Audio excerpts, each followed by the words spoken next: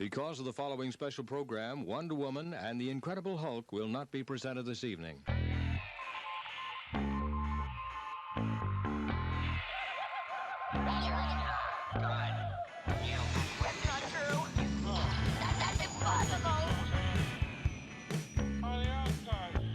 It's time to get all your Star Wars news in a single file. This is Making Tracks. Here are your hosts, Mark Newbold and Dave Tree. That's not true. That's impossible. You're listening to episode 15 of Making Tracks. I'm your co-host Mark Newbold, and joining me this evening is, well, Dave, tradition, I'm not going to change it now. Do your own introduction, please. Forget that, Mark. What's happened over the last... This was like a fortnightly episode podcast. What am I talking about? Well, this was a fortnightly...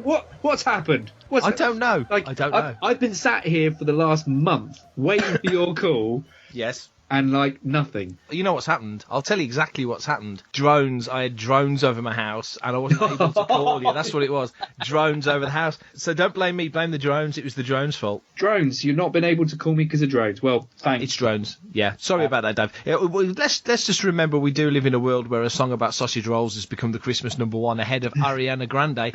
So nothing's off the table, is it really? Let's be honest. Well, I like sausage rolls. So do I. We've got a really busy episode this time that we finally managed to get back together. Talks from Palitoy in Coalville. We've got the Imperial Troops talk at MCM Birmingham. We've got stuff from Echo Base. We've got talk with the Novello Orchestra out on tour with Star Wars A New Hope in concert. And there's a little bit of me and you in there. So I think what we should do, Dave, I think we should go straight into the first talk. You know all about this guy. This is Geoff Maisey, ex-Palitoy employee. Before we listen to the audio that Richard Hutchinson kindly recorded for us, give people a little bit of info, a little bit about who Geoff was, what he did, and why this whole Palitoy talk was so important. So Geoff was one of the senior marketing people at Palitoy. Geoff made up a team that worked across multiple brands. He was one of the main guys that has quite often been associated with the Star Wars releases. The bit of audio that we're about to listen to was to do with a nice little evening tie-in of ex-Palitoy employees, which included Geoff from the marketing side of things, but also a couple of the guys from the design team, which included both design and engineering and also graphic design as well, of which they took on other roles like advertising and marketing, crossover as well as one of the tooling managers as well. That relates to the actual manufacture of the toys themselves. So a lot of these guys would have worked hand in hand with one another.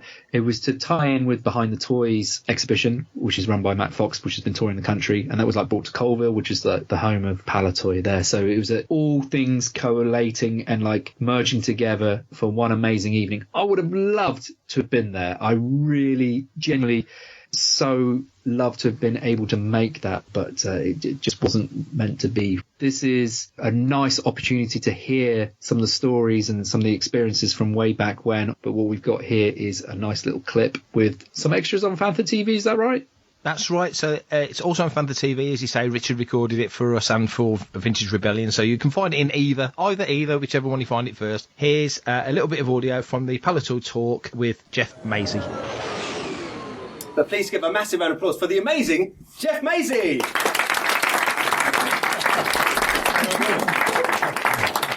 Right, following my recent demotion from marketing manager to product manager, what I wanted to do was take you through a few things about Star Wars, not technically, but stuff that you might not know. For example, how did I get roped into this?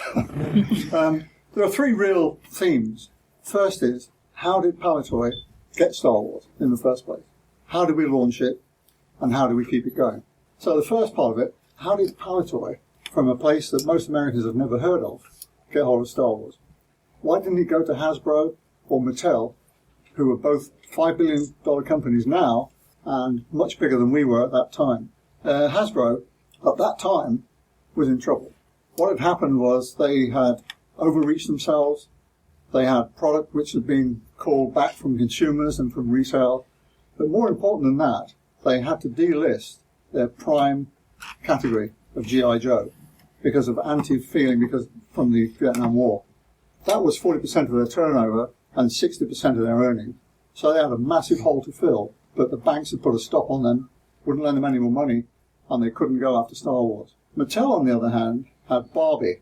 That was a world-renowned brand already. It was in massive distribution worldwide, and they had no boys' toy. So why didn't they go for it? Well, at that time, fortunately for us, they were in the middle of an acquisition for a company called Golden Books, Western Publishing, which was $120 million then, about $1 billion now. So they couldn't afford to do both. And they didn't want to put the investment into Star Wars because they knew what sort of cost that would make. So Lucasfilm turned their attention elsewhere. They didn't come to us. They went to a company called Mego, which was a little US company, but they had one thing that Lucas liked. They had a product line tied to a film. They had Planet of the Apes. It had action figures, play sets, and Lucas thought, that's exactly what we want. They're the company I want to go with. But Mego said, thanks, but no thanks. We work with 20th Century Fox. We don't want to know. That left Kenner.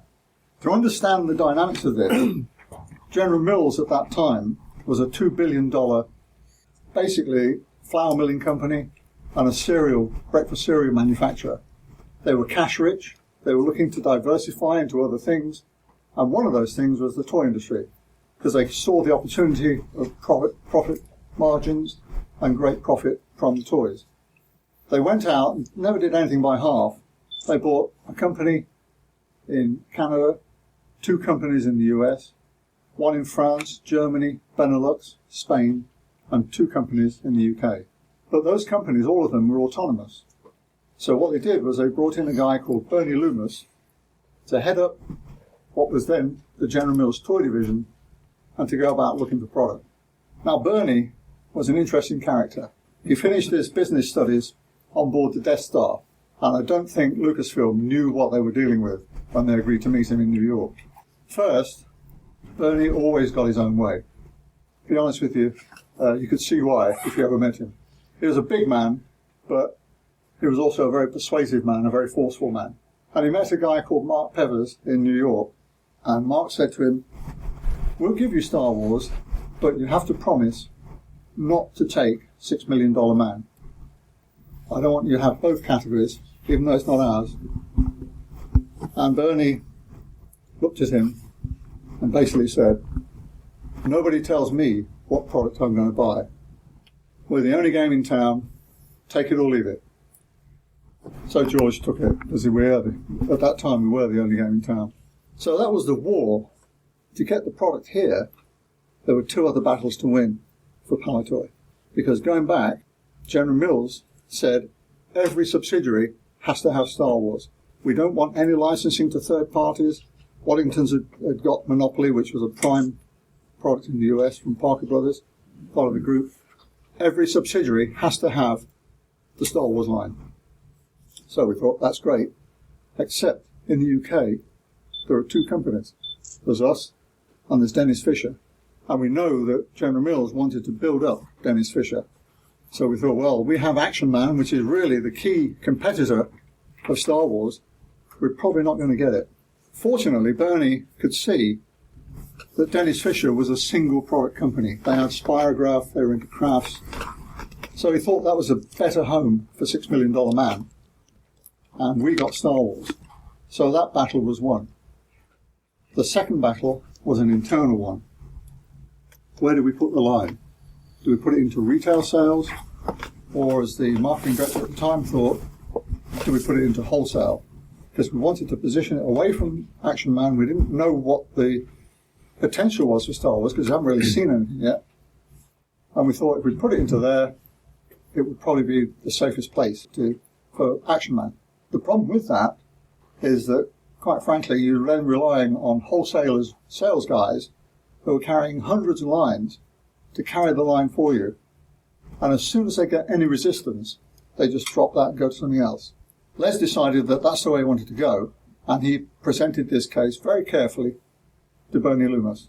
Bernie Loomis looked at it and very carefully considered the 2 words of his reply, and it went into the retail side. And those 2 things are really crucial. First, it came to us and not Dennis Fisher. Otherwise, I'd be at home watching the All Blacks, and you'd be up in Leeds somewhere. Second, it went into retail and not wholesale. And that comes very clear in a few minutes. So we had the line. We'd not seen anything. We had no product. We had a movie that was going to release, as far as the toy trade were concerned, at the worst possible time, after Christmas. And we had a trade that were basically saying to us, we don't take space toys. We don't want anything tied to a movie, and it'll be dead by the summer. So what do we do? So we moved from Coalville all the way across the Midlands to Birmingham for MCM Birmingham, which took place back in November. It's the Imperial Troops talk. So this was Kenneth Colley, Michael Pennington, Julian Glover and Michael Culver all speaking at the NEC. They did a proper talk all about their time as Imperials. It was absolutely fascinating. So have a listen and then we'll come back and talk about it after. Well, I can just describe anything that any actor will recognise. You climb a flight of rickety stairs sometime early in the morning to find a smelly little office, and there's one person in there who's never seen you before, and who the hell you are, puts a camera on you and says, okay, go. It's horrendous. You walk away feeling much smaller than you walked into the room, at least I do, to think my work is going to be seen on this level. That's auditioning for you, so if you're ever going to do it, take a drink beforehand. We have a question from a lady here in the middle. What was the hardest part about embodying your character and why? The hardest part of embodying my character, my main scene was a conversation with Darth Vader, because I'm building the new Death Star and he's not satisfied with my progress. Now, as you probably know, the dear David Prowse, bless him, nominally played the part of Darth Vader, but of course none of his body was visible, and the part was revoiced on afterwards by James Earl Jones. I think that's common knowledge now. But the result of that was that Dave sometimes, not always, didn't entirely have the lines learned, because he knew perfectly well they were going to be voiced over later on anyway. So I would be listening to him and taking in what he was saying, even though I couldn't understand anything he was saying, because he was going da da da da da da da da da da da da da da da, and I would have to react. That's why there's quite a lot of overacting from me in that particular scene. And it's, you know, I say this with great affection. I mean, that was a hard gig he had to do, and he did it beautifully. But it was strange to walk beside someone who had no human skin visible and was talking a kind of gobbledygook. I've got a least favourite scene, which is the contrary to your question, but I'm going to answer it anyway. These guys know all this, excuse me, fellas. It got to the scene when I fight the Battle of Hoth. It seemed single-handed at the time. I was in a sort of, I was up on a gantry on the top of a crane in a sort of a mock-up of a control panel. Behind me was a blue screen. I presumed I was driving something, so I was being shaken around like this with a blue screen behind me, and I had to do the scene. But I had to speak a lot of rubbish stuff, which Michael's quite right, you don't know what it is, which is quite effective when you hear it, sort of technical jargon and all that stuff.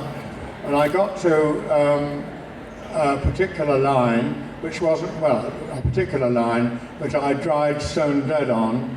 I couldn't get the line right. I went 16 takes on it.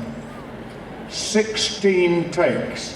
Well, fortunately, our director was very tolerant. Quite a lot of the crew weren't quite so tolerant. And I was, of course, like a puddle on the floor. I was so embarrassed, having spoken all this rubbish stuff quite clearly and easily. It got to the line, this particular line, out.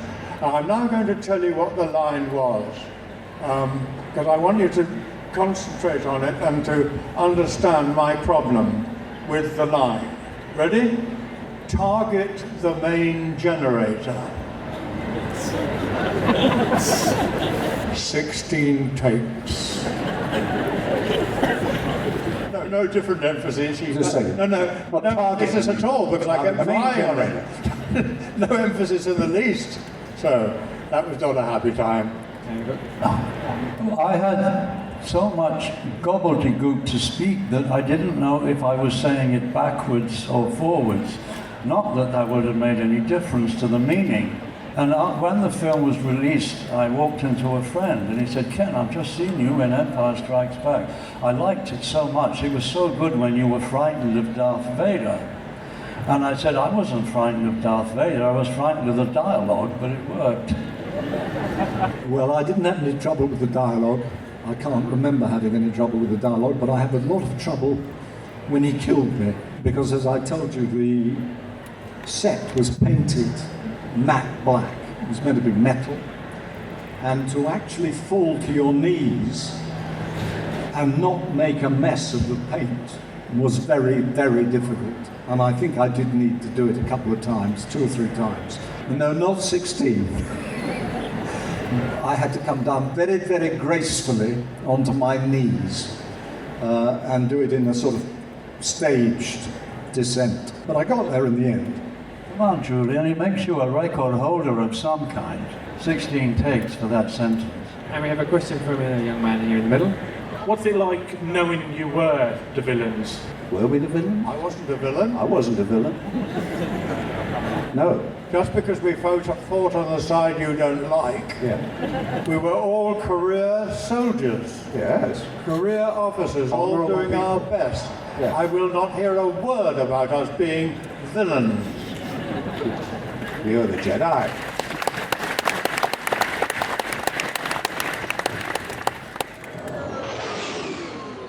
Cool to see those guys again, and it's good to see Pennington get out there and do his stuff, because he hadn't done any conventions until I think late summer, early autumn. He'd never done a convention, and now he's starting to get out there. You were saying that on a previous episode, and I genuinely had never appreciated that after all this time. Has only kind of like entered into the convention circuit now, you know, which is unheard of, really, for like any of the original trilogy guys. And he's like a natural. He was so easy and full of stories, and he knew all the guy. Everyone was chit-chatting. It was very easy. It wasn't like he just dropped in out of nowhere. It was like he'd been hanging out with these guys forever. Maybe he had. They're all working actors, so maybe he had. But, you know, it was just cool to see. So Imperial Troops Talk, very, very good. Go back to an earlier episode of Making Tracks. We do live episodes sort of from shows. Our last episode featured Gus Lopez at Farthest From, doing his collector's talk. Hey man, it's me, Kevin Smith, Star Wars fan, Fantha Tracks fan. Another place that we got to in the Midlands was Redditch, where Carl and Paul and Claire all met up, went to Echo Base. Here's the first bit of audio from Echo Base. This is with Cathy Munroe. Hi everyone, it's Claire from Fantha Tracks here, and we're recording at the Kingfisher Shopping Centre in Redditch, and today I'm at Echo Base. I have spent a fortune, and I'm now sitting here with Cathy Munroe, who was a bounty hunter in one of the films. So Cathy, do you want to tell us all about it? Yes. Well, first of all, I'd like to say it's been an absolute pleasure to be here today. It's a wonderful show. I've met some wonderful people, lovely fans. Well, getting back to Star Wars, I worked on Empire Strikes Back. I was actually at drama school at the time, asked to go along. I wasn't sure what it was going to be, what I had to do, but they seemed very interested that that was the right height, and they said, are you claustrophobic? Well, I didn't know what that meant, so I said, oh no, because I didn't know. And then they brought out the headgear, and it was like a diver's helmet, where it was actually placed onto my head and then turned, and there was no way I could take it off on my own. So I had a wardrobe lady assigned to me, so every time it got too much, we had a little code. I'd put my hand up and she'd immediately come over, sit me down on a chair and take the helmet off, you know, which gave me some relief. But so my character was Zukas, as you probably know, one of the bounty hunters, and then they asked me to stay on to play another part, which was Snaggletooth Work Kettle, and that was in the Cloud City scene. Yeah. And that's when I met Carrie Fisher and Harrison Ford, and they were all there, and that was just wonderful. It was like a dream. All the set was white, and you know, they just looked so. She looked so fantastic. So where was that filmed? That was all filmed at EMI, and that was at Boreham Wood, Elstree. Wow. Yeah. So and that we filmed that in 1979, but the film was released in 1980. So it took that long for it to be completed. Yes. So I mean, I wasn't on the film for very long, but I've got vivid memories. You know, I used to go for lunch with Dave Prowse, and he was telling me at the time all about the, you know, he did the traffic. You know, the blue cross. Oh, green cross code man. Oh yes, yes. And he was really proud of that. And I'm thinking, well, you know, you're Darth Vader. You I know. Yeah. If only he would know now, wouldn't he? Yes, of course. But what it was. Just, I mean, none of us really knew. I mean, I was only 18. It was just a job. It was a job for me, and I was getting well paid, and it was just wonderful. You know, going around the world, and you know.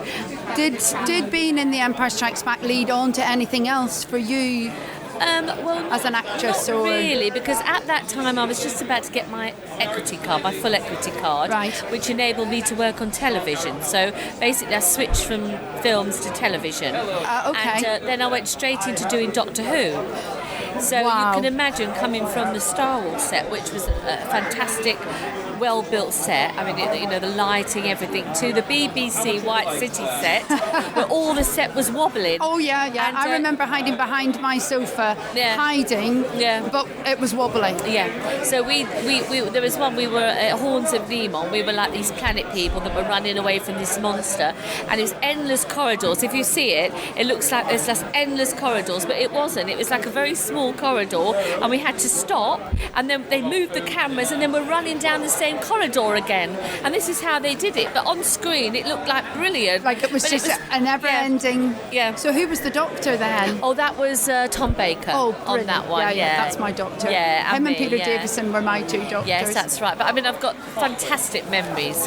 of it all. I mean, and I've just been very lucky, I think. Yeah. You know, so do you? I know we're here with Bill, who is also a bounty hunter. Yes. So do you kind of do the circuit together, or? Yes, we tend to. Yes. We've been to America earlier this year. Wow. And that was brilliant. And then we're off to Florida, Pensacola in February. My goodness. Yeah, we've just come back from Nuremberg. We've just been with Bill, and that was very successful. So it's nice to be able to go to see all these places and meet all the fans as well. That's right, but I don't. My husband's not been very well, and I've had problems with my family, so I've cut it right back. I don't do that many. I mean, I've only done 3 this year, and so I'm quite selective with what I do. With what to do. Do you think next year you'll get to Chicago, or? I'm not sure, because I'm already going to America, so I don't know whether it might be a bit much, you know. Yeah, that would be a shame. Well, I'll keep my eye out for you if you are there. That would be great. I have been on a holiday to Chicago, and I loved it, so I would love to go back there again. And then it'll be in the Star Wars capacity. Yes.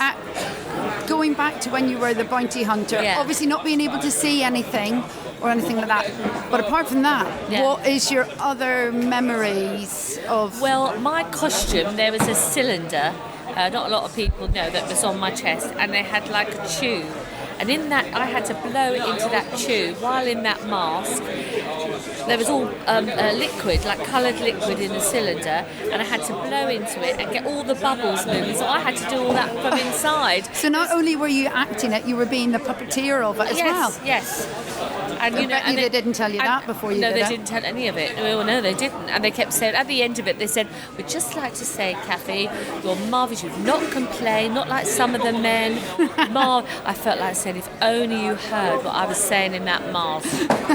That was dubbed. Oh, yes, definitely. Oh, yeah. There's no swearing in Star Wars anymore. No, no, not anymore. No, definitely not. No, it was a great opportunity, and I'm just grateful every day. I really am. It's been a privilege. Well, it's been a privilege talking to you, and thank you very much indeed. And hopefully you'll listen out to us on our new podcast, Transatlantic Tracks, because we've got a lot of girls from across the pond, and we're all doing it together, and we're looking out for women in Star Wars. And fly the flag. Fly the flag, and thank you very much indeed, my Cathy. Pleasure. Thank Lovely you. to meet you.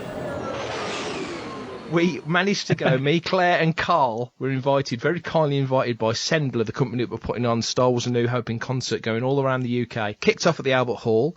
I've just had an article go on StarWars.com about this, where we were given a backstage tour of the Albert Hall, and then we were invited to the rehearsals for the Novello Orchestra. So the Novello Orchestra were the orchestra that took it out on tour, did everywhere except for Dublin and the Albert Hall. Albert Hall was London Symphony. We were very kindly allowed to be on stage as they were actually rehearsing to the film, which is so weird because if you're stood near the strings, you can only hear you can mostly hear the strings and not so much the horns. And when you stand on the other side, it's the opposite. It was just the weirdest thing, but very, very cool. We had the chance to talk to Jamie Hutchinson and Tom Taffinder. So Jamie's a violinist and leader of the orchestra. Tom is fifth French horn, I believe. They just referred to him as horn, but I think if I remember, he was French horn. They gave us 10 minutes of their valuable time before the show, and this is me chatting to them about music.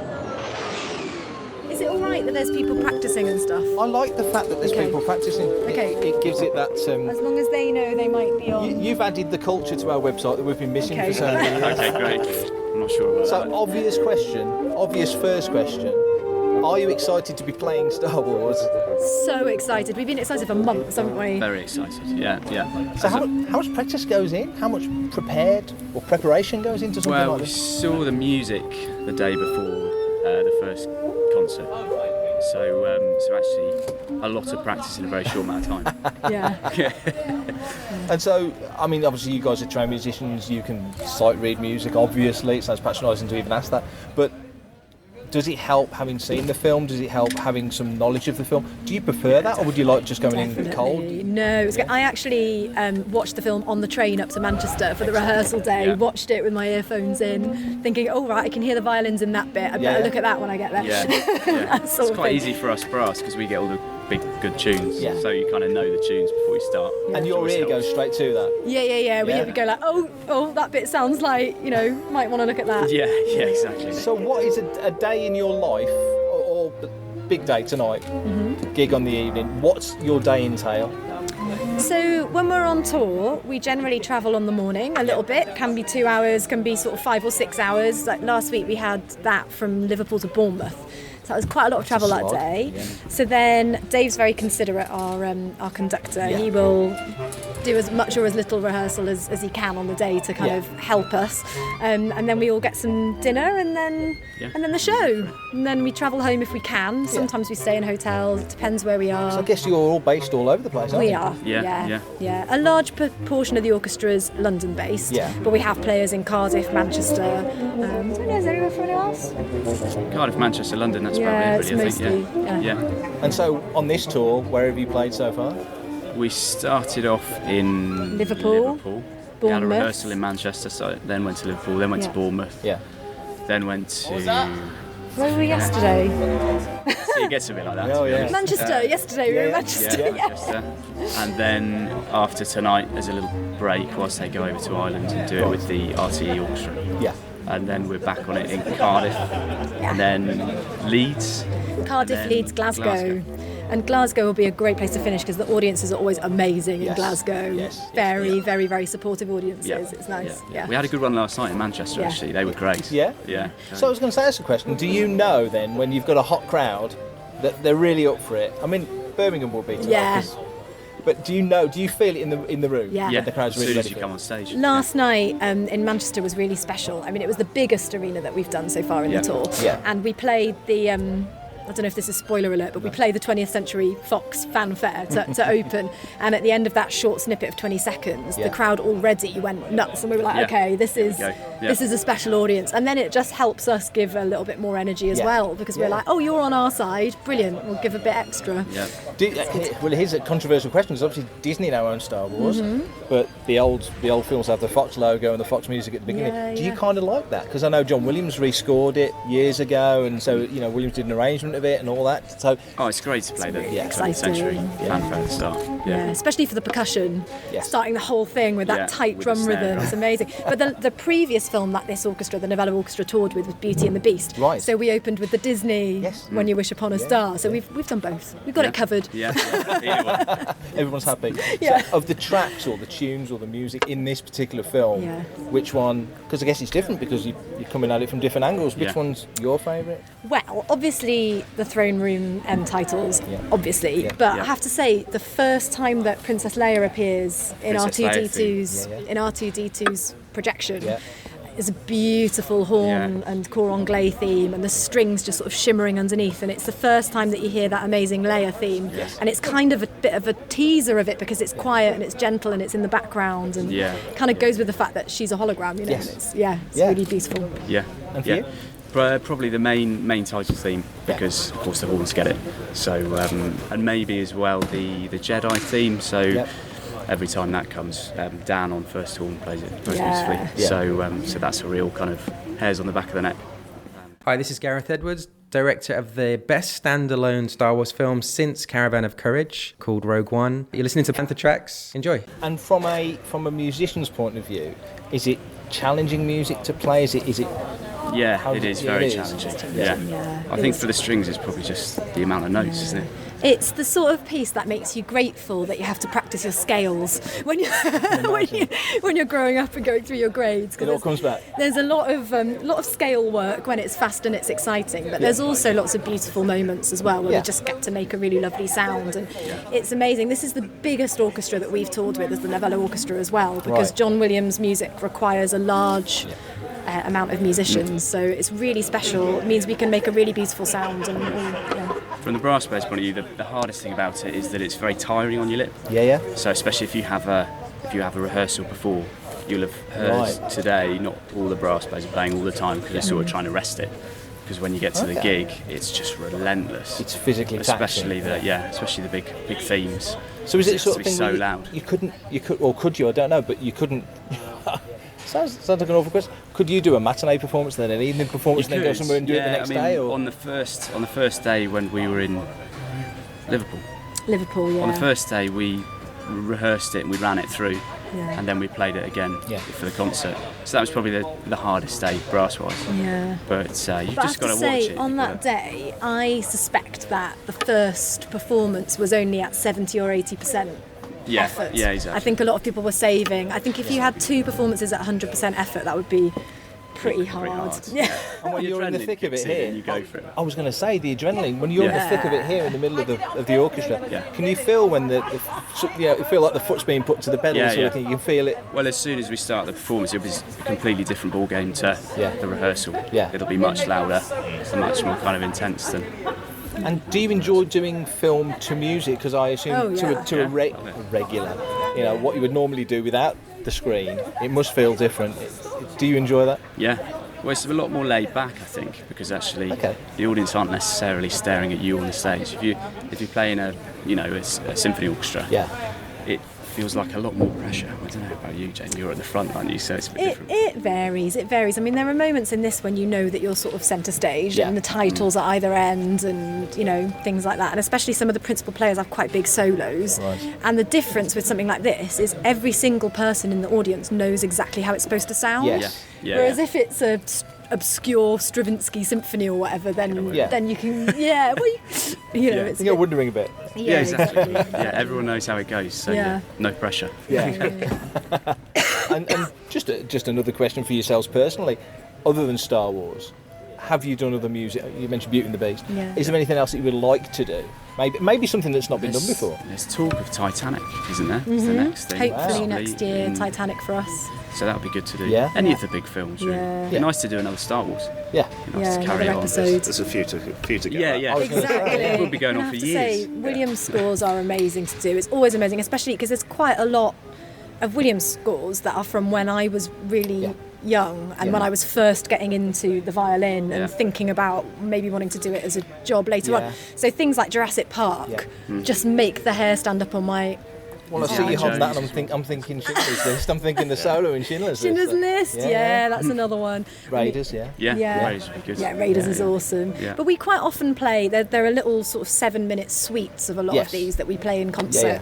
And it's nice to do the real thing the whole way through, isn't it? It is, you get a totally different perspective, because even this film, the sort of suite that I've done of it, you really only get the end titles, don't you? Yeah. It's yeah. And I think of all the Star Wars films, I think this is the film with the least music. Yeah. So if you got to Empire Jedi and onwards, I know there's more music. It'd be nice to play Darth Vader's theme a bit, because we don't really do that in this. No. So yeah, I don't know which one that comes in on. The second is it the one. next Is one? it? Yeah. And I quite like, is it the March of the... No. What's the one that's a march? Is it the Sith? There's the Imperial March, which is Darth Vader's theme. Yeah, but there's from one of the, the middle set of films. Oh, the prequels. Yeah. Yeah. There's some really cool music in those. Ray's theme's beautiful. Brilliant. Yeah. Yeah. So you've got plenty to choose from. He's working on his 9th film now. So I know. It's amazing, and he always creates something new and something really special. And what's amazing is we've done films where there's musical underscore pretty much the whole way throughout. And what's amazing in this is that there are patches of 8 or 9 minutes where there's no music underscoring. But he makes the music even more memorable, even though there's less of it. Everybody knows the Star Wars theme. Absolutely. Yeah. I think he's unique in that respect, in that there's certain sequences, especially in Return of the Jedi, the speeder bike chase, there's no music in the speeder bike chase. The bar fight in Raiders, there's no music in the bar fight, so he chooses his moments when to drop out, which must give you guys time to have a breather. It's always quite a relief, really, just have a bit of a rest. That's brilliant. Thanks so much for your time. No problem. Really appreciate it. Thank you. Back to the MCM Birmingham Comic Con. This is the Imperial Troops press conference. So this was the following day. This was the Sunday. This is me and Matt, Mr. Booker, sitting in a very small room. Didn't take very long. They didn't have very long because they were doing all these press conferences. They were ploughing us in and out. So this is me and Matt listening to the 4 guests talking at the press conference. Very, very funny. Listen closely. You guys think the 501st Garrison? Well, they're always good, aren't they? Yeah. Because you're very important. You make money for people. You do charity work and appear all over the place. And I think it's most excellent. And all the guys I've met in the 501st have been, and ladies, have been ladies and gentlemen, really nice people. So I thank them for that. What's the 501st? It's the how would you describe it? You're a bit like malaria. You're all over the world. Everywhere I've been. I think you're more fun than malaria. Yeah, but you see more of and I've been injected. I'm all right. Oh, yeah. That was excellent. We wanted to keep going. They did it with booze, making friends. Ken, I heard a wonderful rumour years ago, and you may know if this is true or not, that George Lucas liked your character so much that even though you got taken out by an A-Wing in Return of the Jedi, that he thought, his headcanon was that you survived. Have you ever heard that? Never in my life. Whoa. No, I was only in, as written in Empire, but he said there was a sort of fan response to the character, so he said, do you want to be in the next one? I've no idea what you're going to do. Come back. And I said, okay, yes. Does Dolly Parton sleep on her back? And I did, and I sat there whilst they rehearsed Jabba the Hutt, and he wrote a scene, saying, there you are, Ken, another one next week. I've no idea what it's going to be. Was there a lot of rewriting of scripting as it went along? The movies, you always do 5th rewrite that's been shoved under your door at midnight the night before when you were asleep, and you wake up to, I'm not doing the scene I learned, I'm doing this bloody thing. And then you start work and it's rewritten again. Yes. That's the breakfast version, isn't it? Breakfast, and then they cut it in the edit. Yeah. And you're just left raising an eyebrow. Yeah. Which may well be much better. That's movies. You found that in all film and TV you've all worked on then? Almost exclusively, but I go right back to the time of studio TV back in the 70s and so on, when actually it was more like the theatre, because you rehearsed for 3 weeks in outside, and then you went in for this crucial 3 hours when the lines were open and all the rest of it, and you had one shot at everything. Do you miss live TV? And if you made a mistake, you had to go back and do the entire scene again. Yeah. Not just a bit, because it was on electronic tape. That's right. Except the floor manager had a cable with like an old bell push on it. Yeah. And if you dried up, he would push that, and that would deaden the sound, giving time to give a prompt to the actor. Right. If he didn't take it properly, then exactly as they describe, you'd have to start again. It's also was not unusual in that sort of circumstance when an actor would dry, that he would spontaneously burst out with what should we call an expletive, which of course is not so good on the finished show if he's playing the king or something like that. And I suspect that the floor manager would have had the same, would have seen it coming as the guy went. So you just see a guy going. So there was all sorts of tricks, but I wouldn't say we need to go back to that stuff because the cinematography was nothing like as good as it is now. Cameras got the shot, the cables switched across the floor, and all the rest. I can remember live television. Yeah. We did it live. So this was all live, yes. That was a training. Was it a better challenge for you then to do live than it is to do then? I never did live, but I did that kind of recording, which is almost the same thing. Yeah. But was it just frightening live? What was it? No, well, for me, because I was new to the medium, it was frightening anyway, so it was just the same. I had no awareness of how much more it could be. Now, when I went back, they brought it back briefly, and I agreed to do one, and then I knew what fear was. Yes. Oh, yes. Because Not the Doctor Who one. No. A series of... Piers Haggard did the first one that I was in, a half hour about what was taken from that day's newspaper. Oh, crap. Yes, that's right. And so the writers, three of them, sat in a room and handed you the scenes as they occurred to them, and between 9 o'clock and 10 that evening, you went on doing it. Sounds like Drop the Dead Donkey. It's called 11th Hour. It was a series called 11th Hour. Yeah. Then I knew what fear was. And this morning, it's coming back. The filming as it's done now can be quite reassuring in a way. Obviously, you sit around for an awful lot of times, a lot of rewrites, as Ken says. But on the other hand, if you shoot the same scene from 20 different angles, you're pretty sure that the editor's going to get something that's good. So you don't worry so much when you go home and think, did I do that all right? Because you think, well, I did it 20 times. One of them must have been okay, surely. So it's much, in a way, it's much more satisfying. The problem is it's not in your control. That's what you're waiting for, though, isn't it? You're the kind who watch for the glitch, are you? Back in Birmingham, at the Arena Birmingham, after we spoke to Jamie and Tom about their music and all the stuff that they were doing for the orchestra, we had a chance to speak to the conductor, David Mahoney. Now, he put together the Novello Orchestra. He very kindly, and I can't stress enough how busy these people were, so to give us time was very, very cool. He gave us 11 minutes, I counted it all, 11 minutes of his time. We talked about his love of Star Wars, his work with the orchestra, all sorts of stuff. This is me and David Mahoney, and this is us talking about the music. So it's gig night. Indeed. So what is your day composed of? There's a word for a musician. Composed of. I like what you've done there. Thank you. What would you be doing to get ready for the big moment? So we're sort of halfway through our UK arena tour. Yeah. So a typical day would involve waking up on a tour bus, which isn't quite as glamorous as you may think. But usually, waking up at around sort of 8ish as the rest of the crew get into the stage, into the arena to do the setup, and then I casually make my way into my dressing room and do all the usual things and just shower and get myself settled. And then once all the hard work's done by the crew to get all this up, which obviously, as you can imagine, is quite a thing. We usually get to the stage about 3 o'clock, 3 or 4 o'clock, to do a good solid sound check. Thankfully by now, as we're into the run, there's not so much rehearsing to do because the musicians, in theory, know what they're doing by now. But there's a lot of work to do just because all the venues are very different. Exactly, yeah. Acoustically, in terms of size, and the setup can be slightly different.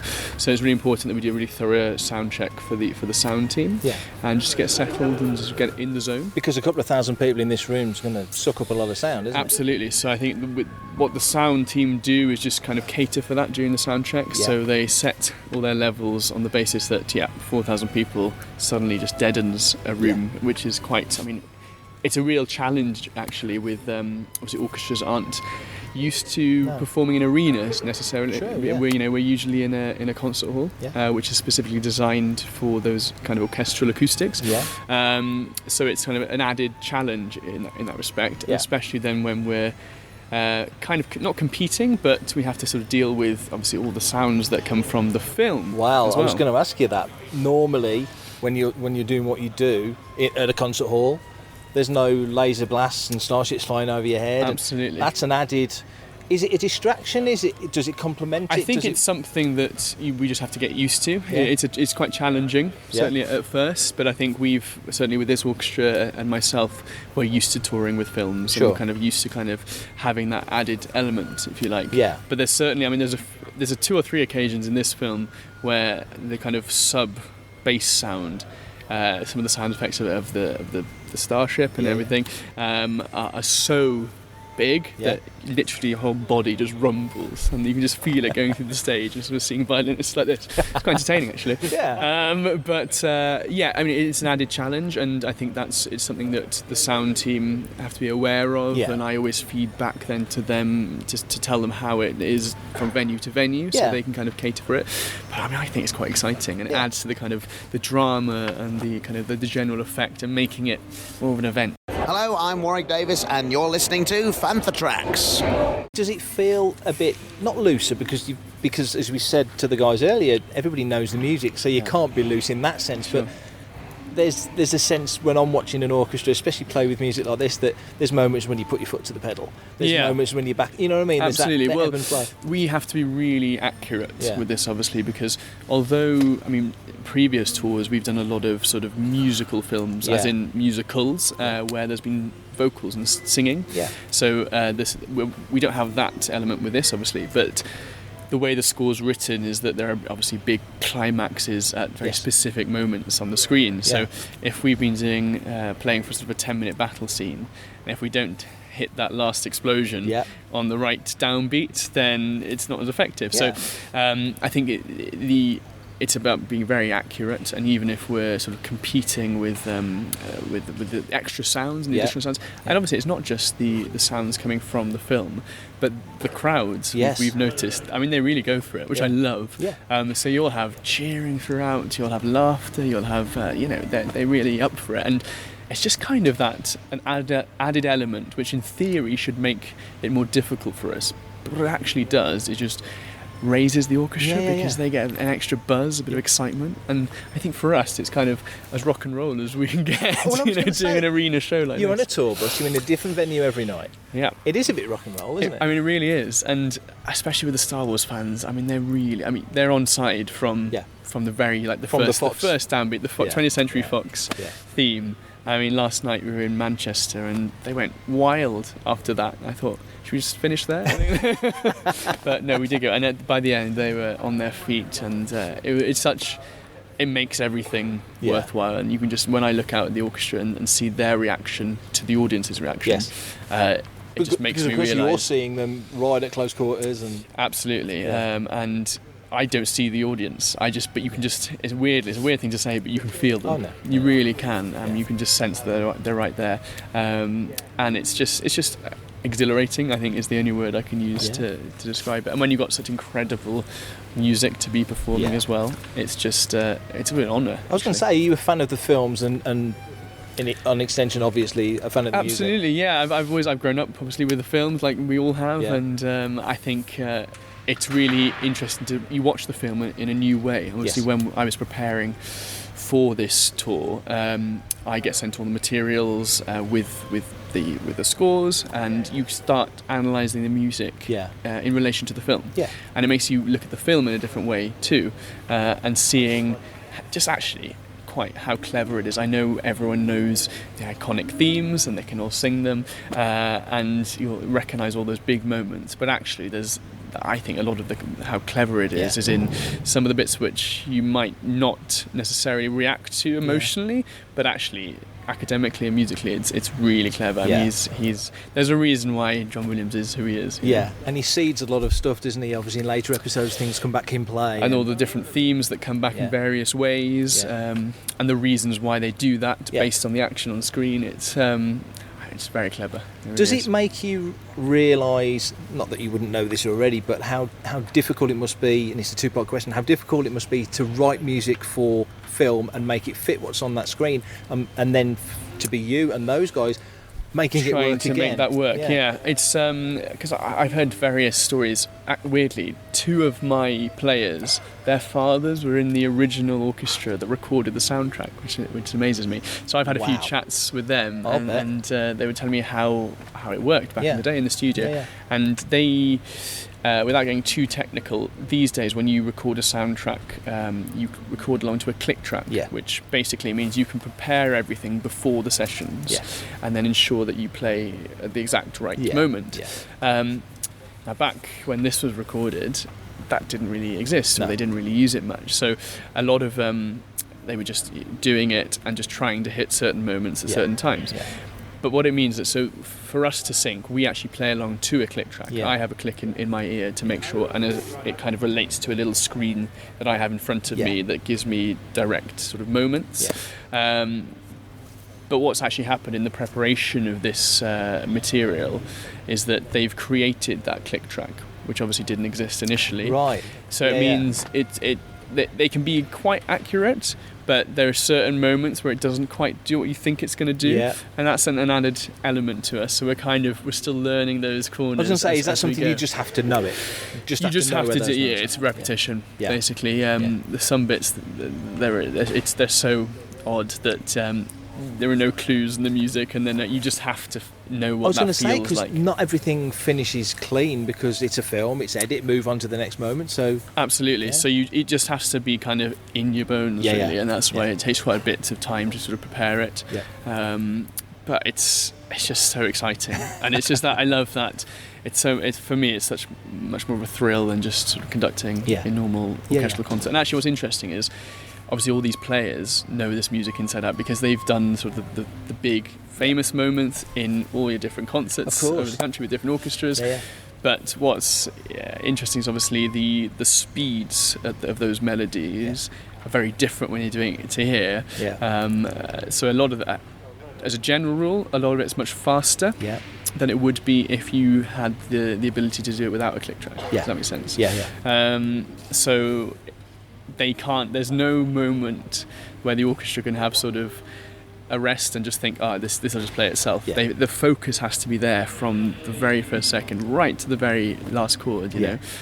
But I think it's good in a way, because it means we can never, even though we're doing this show 8 times around the UK, which with other films it can get a bit repetitive. But you can never relax. You know, you've got to be on it and focus, which I think it makes it more exciting for us. My name is Naylor. I played Princess Leia in Rogue One, and you're listening to Fantha Tracks. And obviously Williams was saying to the guys earlier, the music for Star Wars, the original Star Wars, I think it was the shortest piece that he wrote. It's got the least music, if that makes sense. Obviously Empire and Jedi and on have got more and more and more.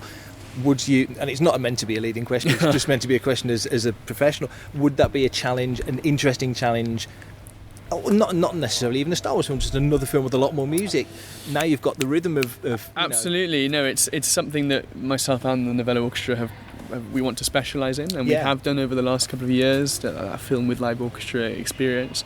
I think we've kind of got a bit of a knack for it now, and we know what to expect, and we know how to deal with it. And in terms of the players that we choose, there are certain players who lend themselves better to this kind of music and this kind of event than others maybe, and so we're kind of very careful about who we pick to play. So it's, in terms of, I would love to do the whole series, if I'm honest. Of course. We're starting with not episode 1 but the first film that was made. So we'll see how that progresses. I certainly think, I hope that there'll be an audience for it. The interest is definitely, I'm waving at my colleague, the interest is definitely there. You're going to have fantasies. but yeah, absolutely. And this is a beautiful room. I've not been in here with it broken down like this, so it's just a beautiful venue. So. It's the height on it is quite overwhelming. But if it's anything like last night, we're in for a real event. Super. Yeah, that's brilliant. Thank you. Thank you very much. Lovely to meet you. Pleasure. And you. Thank you. The final audio we have is back at Echo Base, and this is with the one and only Garrick Hagon. So, Garrick, nice to see you. Thank you. What was it like 20 years after the original release of Star Wars to finally get more airtime in Star Wars? Well, all it did for me, I got to the premiere of the 1998. And also, it was good to see myself with a head of hair. I had no helmet on.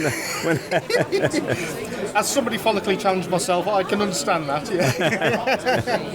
Yeah. Well, I mean, when you look back, it was nice because it actually filled in the character a little bit. It made you understand a little bit more why Mark is so upset when I actually go down in flames. Absolutely. Because that never really did make that much sense when we saw it the first time in 77. Obviously, a lot of the fans knew about the scenes of you two on Tatooine that still haven't made it into the film, but you never know, one day.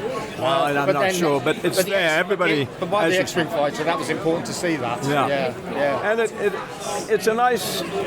Well, it's just nice to meet the folks on Tatooine, you know. Yeah. And I'm afraid we all miss it. Yeah. And a lot of the fans, of course, come up and say they wish it was back in there, you know. But no, I don't think it'll be put back, but it's there. People who want to find it can. Find it, absolutely. Yeah. And you're one of the first people to look so classy with a cape as well in the Star Wars saga. It's such a great uniform. I treasure that costume because it turned into a very nice romantic type of figure. Absolutely. The action figure is fantastic, isn't it? Yeah. I mean, that came out probably 1995, 96. Oh, yeah, almost later than that. After. I remember when it came out at Celebration, one of the celebrations. And the cape will fly in the wind if you take it out of the box. And I take it you've got one? I've got one or two, yeah. Or two. And what were your fondest memories of working on Star Wars? Well, I think the fact of working actually in the scene in Tunisia with Mark and with the others, just because it was so much fun and it was a kind of a new adventure. We had no idea of what we were going in for. And that kind of a week started off a friendship with Tony and Mark and to a certain extent Carrie. It was a very nice time. So it's been nice over the years to catch up with them at conventions. Yes, it has. Yeah. And we're still, those of us who are still around, God bless the rest. Yeah. We still enjoy it. Look, I have to sit beside Mike, for heaven's sake. I know. He's a character. Yeah. It's been a pleasure speaking with you. Thank you very much. Thank you very much. I'm never sure. Is it Garrick Hagon or Garrick Hagon? I'm never sure which one it is. I always call him Garrick Hagon. Like the ice cream? Yeah, exactly. Yeah, that's a good way of doing it. I mean, doesn't everybody pronounce it that way? I sometimes say Hagon, not Hagon. Put the emphasis on the A as in the R. Hagon. Yeah. But then it could be Garrick, couldn't it? So let's not be too clever. Booker's alive! Be gone with him!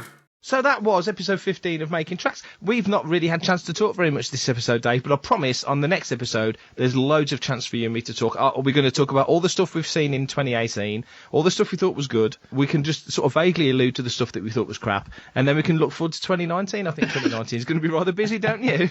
Well, I'd say it's been pretty busy this year, but I've been sat here for 4 weeks, and then you just fill it all up with awesome content. I mean, thanks, man. I would take the blame, but drones. drones and lots of awesome interviews. That's cool. I'm looking forward to that. We need to do a 2018 in retrospect. I'll write on a post-it somewhere. Do it. Post it. Yeah. Yeah, and I'll post it. Yeah, and then post it, so I don't forget. Yeah, that's a good idea. Yeah. So, if people want to find you, Dave, bearing in mind it's nearly Christmas and people have toys to buy, where can they find you? You have a few days left to the big Christmas day, but I run a small toy shop called All the Cool Stuff, and it's on the edge of the New Forest in Hampshire.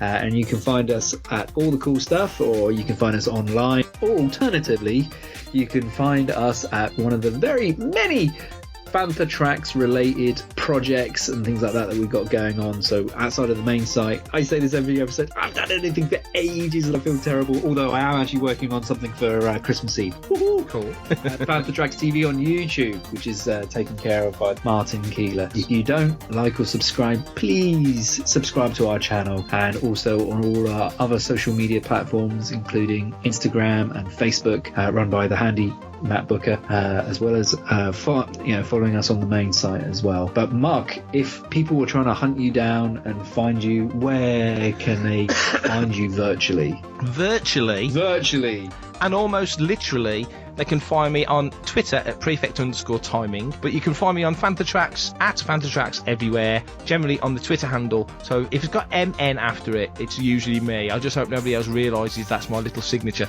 and then writes naughty stuff and puts my name after it, because I'll get into trouble.